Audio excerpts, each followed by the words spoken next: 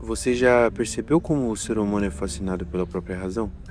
Existe algo quase hipnótico na sensação de estar certo, como se encontrar uma resposta definitiva para as coisas trouxesse algum tipo de abrigo, como se a convicção pudesse oferecer descanso para uma mente inquieta.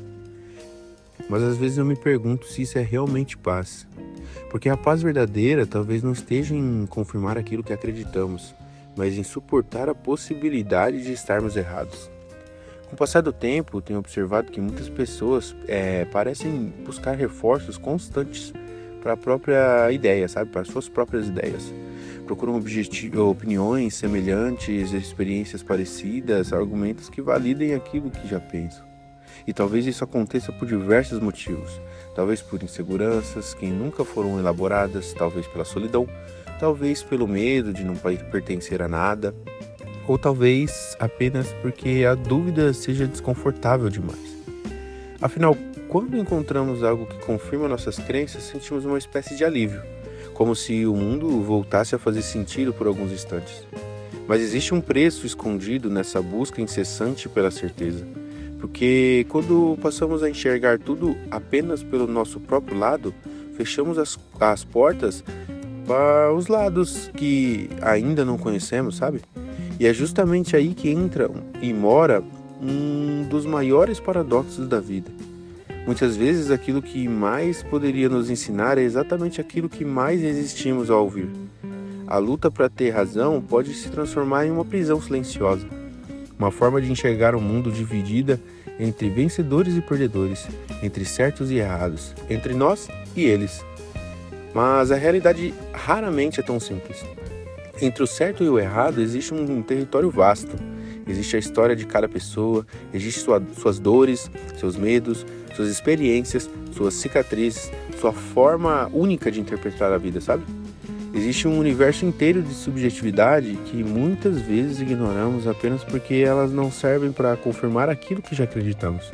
E quando isso acontece, deixamos de compreender pessoas para simplesmente classificá-las. Deixamos de ouvir para corrigir, deixamos de aprender para convencer e, sem perceber, vamos nos afastando da empatia. Talvez por isso eu acredite que a vida seja muito mais do que uma coleção de razões, muito mais do que uma disputa para descobrir quem está certo. Existe algo profundamente bonito em admitir um erro, porque admitir um erro não diminui quem você é, na verdade amplia, abre caminhos, cria possibilidades, permite que novas versões de você mesmo existam. Permite que você encontre paisagens que jamais encontraria se permanecesse preso às mesmas coisas, certezas de sempre, sabe? Refletir sobre como nossas opiniões são construídas é um exercício de humanidade. Nenhuma ideia surge do nada. Toda convicção nasce de experiências, de encontros, de perdas e de aprendizados. De contextos que muitas vezes os outros não conhecem. Por isso, talvez o mundo seja tão fascinante, porque ele é feito de diferenças, de perspectivas distintas, de pessoas que enxergam a mesma realidade por ângulos completamente diferentes. E é essa pluralidade que mantém a vida viva. É ela que cria novidade, é ela que nos surpreende, é ela que nos lembra que ainda há muito para descobrir. Talvez uma das maiores formas de liberdade seja justamente se permitir estar errado. Não porque devemos abandonar nossas convicções, mas porque devemos impedir que elas se transformem em muros.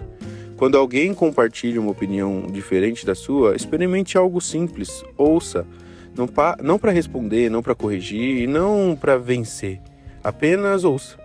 E tente lembrar que existe uma história inteira por trás daquela fala.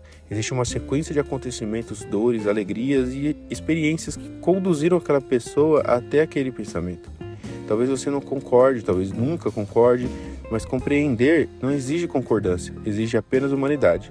Marco Aurélio dizia que tudo é opinião, e talvez exista uma sabedoria profunda nessa ideia. Porque quando abandonamos a necessidade de corrigir tudo, começamos a enxergar pessoas em vez de argumentos. Começamos a perceber seres humanos complexos onde antes víamos apenas posições contrárias. Então, algo muda. A conversa se torna mais leve, a convivência se torna mais humana, a diferença deixa de ser uma ameaça e passa a ser uma oportunidade. Talvez a verdadeira paz não esteja em provar que estamos certos. Talvez ela esteja em aceitar que ninguém possui toda a verdade. Nem você, nem eu, nem qualquer outra pessoa. Somos todos viajantes tentando compreender um mundo complexo através de lentes limitadas. Por isso, preserve suas convicções. Elas fazem parte de quem você é, mas aprenda também a respeitar as convicções que tornam o outro quem ele é. Respeite a subjetividade, respeite as diferentes significados que cada pessoa atribui à felicidade, ao amor, à dor e à própria vida. Porque aprender a viver com os outros talvez seja uma das maiores tarefas da existência humana. E eu acredito que existe algo muito bonito nisso, algo profundamente bonito. Talvez este seja apenas o começo da jornada, uma jornada de desapego, de razão absoluta. Uma jornada de encontro com empatia, uma jornada onde deixamos de querer vencer discussões para começar a compreender pessoas, porque a vida continua sendo escrita e nenhuma história humana está completamente terminada. Então, talvez tudo que nos resta seja viver, ouvir, aprender e seguir caminhando juntos, apesar das diferenças, ou melhor, justamente por causa delas.